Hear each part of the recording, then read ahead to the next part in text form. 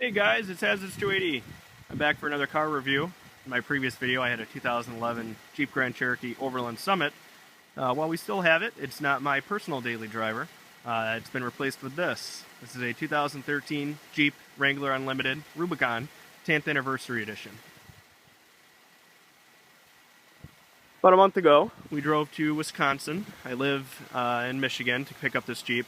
I was looking for pretty much this exact model. I wanted one in black with the interior options that you'll see in a second, but I also wanted this 10th anniversary. I just like the history with the Rubicon and why it was made, and kind of how people have began to, to love it really, and all the enthusiasts really enjoy it as well. So, and the 10th anniversary is special because it is that 10th year. So I wanted to get this particular package. I like how it looks. I like some of the things Jeep's done with accenting it, and we'll go about those today in this review. If you have any questions, please give me a shout in the comments below. Please like this video as well. It definitely helps me, decide to keep on making these videos and go forward with this. Just, see that I'm helping people make a decision when they're purchasing a vehicle.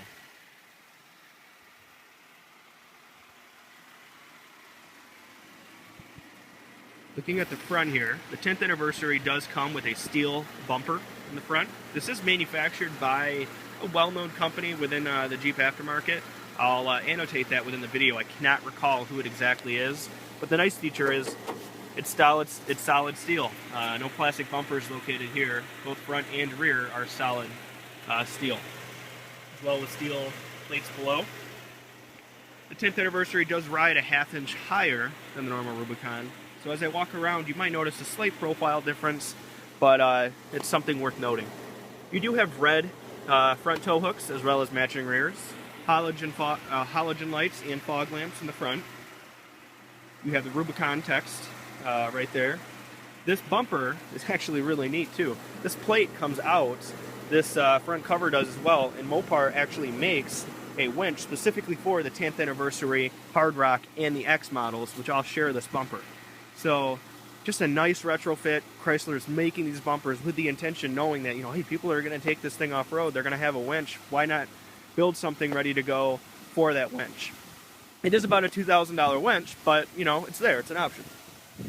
Hopefully you work for a dealership and get a discount, So, 10th anniversary does come with some special things, too. Here on the front, you have the Rubicon text on the side with the red outline. That is a 10th anniversary exclusive. As well as this power dome hood, as Mopar likes to call it. You can see the dome in the front here, along the side, and looking at the rear. Now once I get inside, you'll see that you can actually see this while driving down the road. It just makes for a nice look while you're driving. I really like it. You do have 7 slots here, just nice little Easter eggs you're going to find out throughout this video that people find as they own the vehicle. Hopefully I don't ruin it for you if you buy the vehicle and I'm showing you are the Easter eggs. The hood does still come up and can rest against the hood, or against the roof. However, there is also a hood prop if you want to decide to do that. Still, 2013, and we can still drop this window down onto these rests here as there is a hinge, so you can still have that safari experience. Come along the side, you do have the trail rated badging here in red. You'll see a lot of red in this vehicle. Rubicon 10th anniversary dog tag. Really like just a nice accent here. The color of this Jeep is just a standard gloss black. You're not going to find any metallic paints on the Wranglers, at least that I know of. Correct me if I'm wrong, but they're all nice flat appearance here. Come along the side here, you're going to notice that the 10A, as I'll call it from now on, 10th anniversary, just so you don't get tired of me saying that, has the BF Goodrich Mud Terrain TA KM2 tires. This is a 265 70R17, and they also incorporated a red Willys Jeep into the rim here. Nice touch. Looking along the side, it does come factory with these rock rails. You can see they are coated in almost like a truck bed coating type material. Nice solid feel, just a nice solid rock roll really. I did replace the antenna with this one from Antenna X. It was roughly $17. To me, it looks a lot better than the tall 30-inch one that you find on the stock ones. Windows are tinted, 20% all around. I just feel a little more private that way, I guess.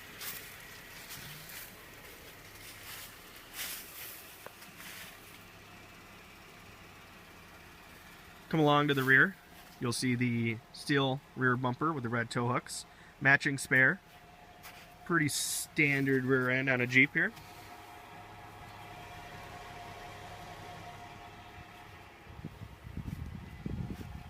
And over here, just a nice little post, something to note too. It does come with this little plug in the bumper, and that's for a spare tire rack. So if you get a tire that's bigger than this and you can't affix it to the rear like it is now, to this rear gate, you just pluck this piece out, and the manufacturer of this has the direct replacement for that, so you can have that larger tire on the rear.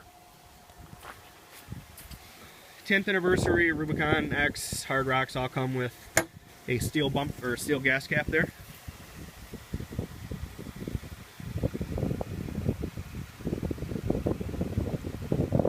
Alright, and I'm sure you know if you're watching this video, but just to cover all audiences here, this is the hard top.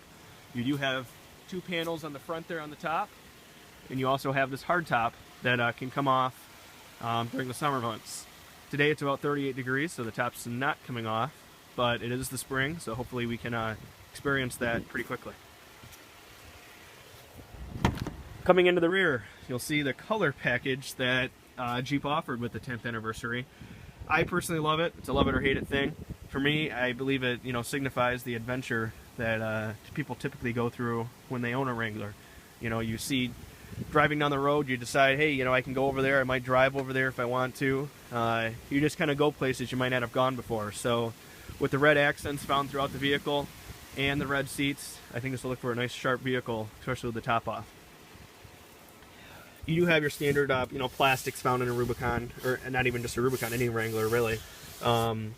The type of vehicle that you're going to get dirty on the inside. It's going to get some sand in it at the sand dunes. You just got to kind of expect these things to happen. So they're not going to use a lot of leather and soft touch materials, as those are going to get damaged. So while there are some nice luxurious features inside the Jeep, don't come into this expecting a replacement to, let's say, my Grand Cherokee that I had, still have. It's just not the same vehicle. It's a different type of vehicle per se. The seats are very red. I mean, I'm not going to sugarcoat it. There might become a little more red in the video, but like here on the back corner of that seat, that's just my phone making it that bright. It's still a darker red, a little bit more so as you see on the right-hand side of the seat. So, looking at the rear, you do have power windows for the rear passengers. These do turn off, this lighting, when you turn off the rear passenger switch in the front, as I'll talk about later. You have an LED accent light shining down into the cup holders, as well as a Bluetooth speaker right here for rear passengers to talk to whoever you're talking to on the Bluetooth. Speakers on the top for the Alpine sound system, as well as the knobs to take off the Freedom panels.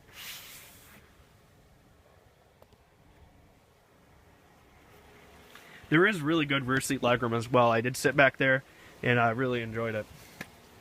Also, you do have these slush mats that come with this Jeep. I'm sure they're optional on any other Wrangler, but they do come standard with the 10th anniversary.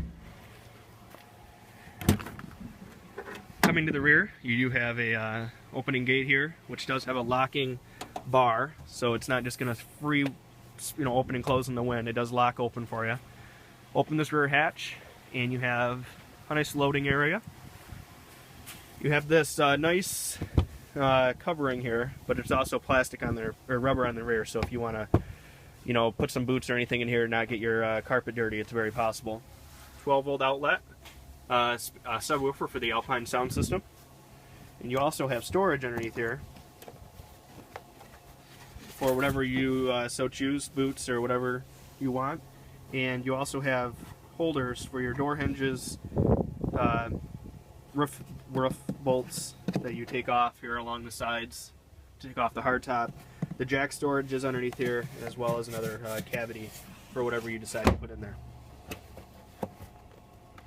Just a nice, well thought out vehicle. And as I was talking about Easter eggs, you have a Willys Jeep here, as well as, count them, 7 slots. So nice little things like that throughout the entire vehicle.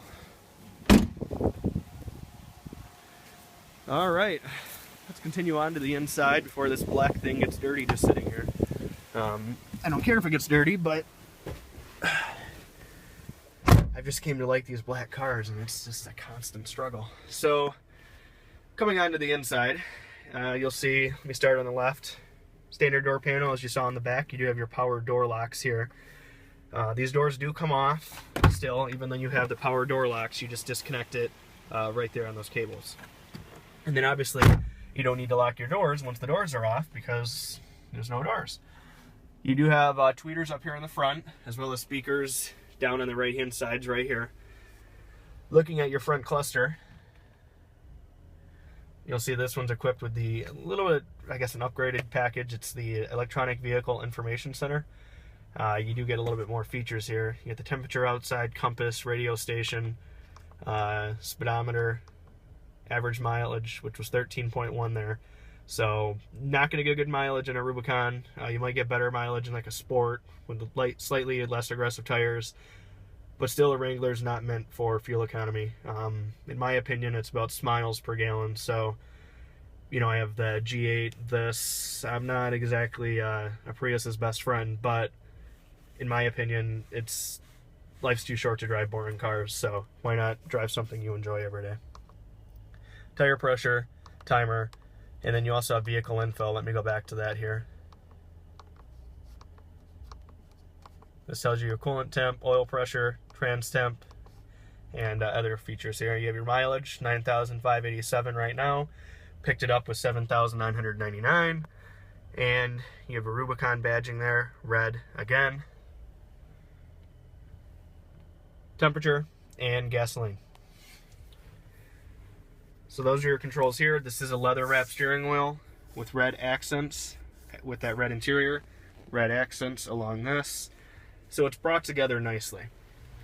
You do get this badging here, or this plate, excuse me, with the Rubicon 10th anniversary, telling you some of the features and some of the off-road, I guess really features that it has in comparison to other models, such as the Dana 44 front and rear axles with locking differentials. You do have electronic sway bar disconnect, 4:1 low range crawl ratio, crawl ratio, and the Rock Track off-road system as opposed to the Command Track found in the Sports and Saharas, as well as the tires that are found here. And of course, manufactured in Toledo, Ohio. You know, just nice to see that you're supporting a American, well, was an American-based company. I guess now it's Fiat Chrysler. So at least it's being built still, I guess, in the U.S. And then looking over here, this is where you have that sway bar disconnect button, your front and rear locker disconnect, front and rear locker buttons, and this is where these are operated. There are some things that you have to be in, like 4 high, 4 low, to use some of these, but they're all here. Makes for a real easy off-road experience. Looking at the map here, or the center navigation, this is the R430N. The 730N is what's used in the Grand Cherokee. I prefer that one a little bit more. The 430N still works. It's not bad. I mean, I'm in the middle of nowhere right now, so that's why there's no roads, but I guess that's okay in a Jeep, right? You can see the Garmin guy is a Jeep, and you have your speeds and all that coming into your radio. You know, you have all this stuff. It works well. I'm not going to complain. It's not as fast as the 730, but it does just fine. No complaints. You do have satellite radio, FM radio, as well as a hard drive auxiliary to like whatever stuff you have on your iPod or Bluetooth, as well as a disc that loads behind this. When you push this button, this just drops down and you can get whatever disc you want. So I'm going to put that back in there.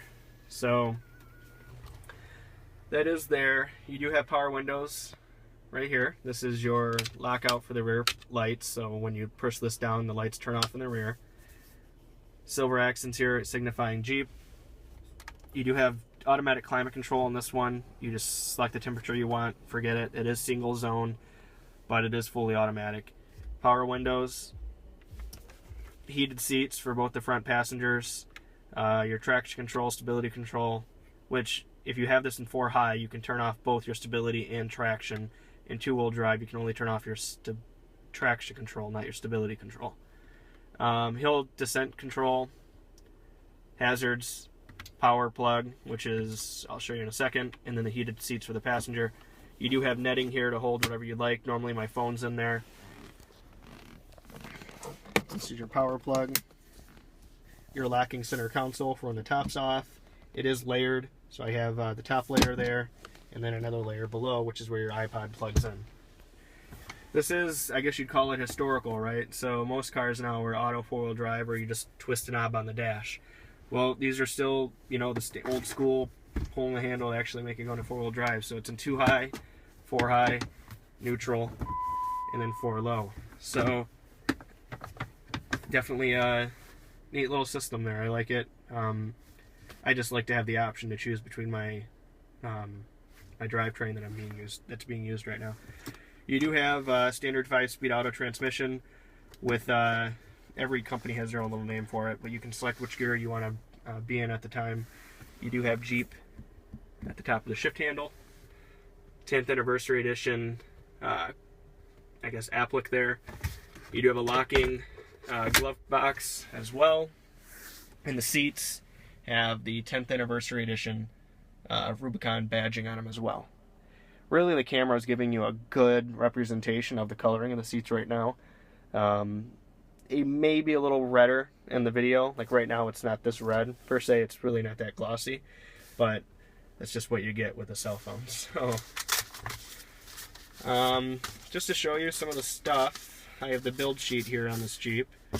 Let me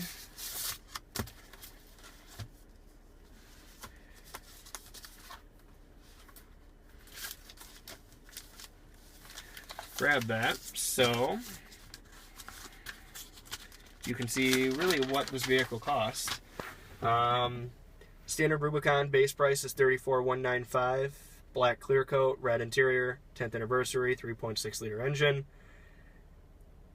All these features. Now, to add the 10th anniversary package was $5,400, but you can see all the different things that it adds, right?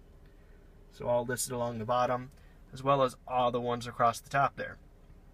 5-speed auto transmission, air conditioning, auto climate control, all that stuff added up to a total price of $43,995. 5-year, 100,000 miles. Your mileage that they say you're going to get, which is honestly bullshit, because that's not going to happen. And those are your parts, content information. So a nice package. Not exactly cheap, but you know, I think it's a Jeep that's going to retain its value for quite a while. All Wranglers really do, so no complaints there. Pardon me if I said that a lot. It's just I get into these modes of saying things a lot. So power dimming rear view mirror, freedom panels across the top, and that pretty much sums up the interior. Now, real quick, I'd like to show you the engine before I go. And, you know, again, please let me know if you guys have any questions. I'd be happy to answer them. And just let me know what you got for me. I did replace these with the Daystar hood attachments as well, these rubber pieces. The stock ones tend to flutter in the wind, so those are a little bit stronger to keep your hood down. This Jeep is powered by Chrysler's 3.6 liter variable valve timing Pentastar V6. Producing 285 horsepower at 6,400 RPM and 260 foot-pounds of torque at 4,800 RPM. This replaced the aging 3.8 liter found in the 2007 to 2011 Wranglers. The new powertrain is just generally more refined and offers a better torque curve in comparison to the 3.8. Please like and subscribe to this video, and I'll be producing more soon. Thank you, and take care.